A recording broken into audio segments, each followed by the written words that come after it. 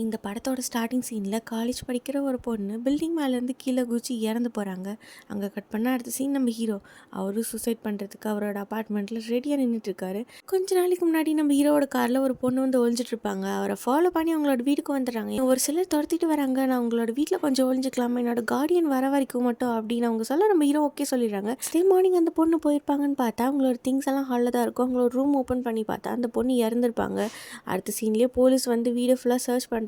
அந்த போலீஸில் நம்ம ஹீரோவோட ஃப்ரெண்டும் இருந்திருப்பாங்க கான்ஸ்டபிள். அதனால் அவங்க ஹீரோக்கு ஹெல்ப் பண்ணிடுறாங்க. அடுத்த சீனில் நம்ம ஹீரோ நடந்ததெல்லாம் சொல்கிறாங்க. உன் ஃப்ரெண்டு நானே இதெல்லாம் என்னால் கூட நம்ப முடியல, ஒழுங்காக அந்த பாடியை நீ டிஸ்போஸ் பண்ணுறது தான் நல்லது அப்படின்னு சொல்ல நம்ம ஹீரோவை அடுத்த சீனில் அந்த பொண்ணை வந்து சூட் கேஸில் போட்டு அவங்க வீட்டிலேருந்து எடுத்துகிட்டு போகிறாங்க. போகிற வழியில் அவரோட கார் வந்து ரிப்பேர் ஆகிடுது. சரின்னு சொல்லி ஷேர் ஆட்டோ மாதிரி ஒரு வண்டியில் போகிறாங்க. அந்த வண்டியில் போகிறப்போ மறுபடியும் ஒரு ப்ராப்ளமாக போலீஸ் அவங்க எல்லாத்தையும் ஸ்டாப் பண்ணி நீங்களாம் பஸ்ஸில் போங்க அப்படின்னு சொல்லி எல்லாத்தையும் துரத்தி விட்டுறாங்க.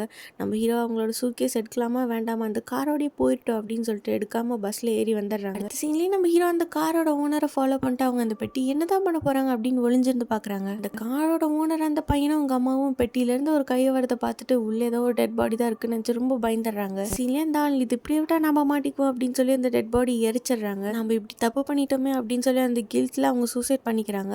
ஆனால் நம்ம ஹீரோக்கு இந்த இடத்துல நாம தான் இருந்திருக்க வேண்டியது அப்படிங்கிற மாதிரி ஒரு கில்ட் ஃபீல் ஆக அடுத்த சீன்லேயே அந்த வண்டியில் வந்து எல்லாத்தையுமே போலீஸ் கூப்பிட்டு விசாரிக்கிறாங்க.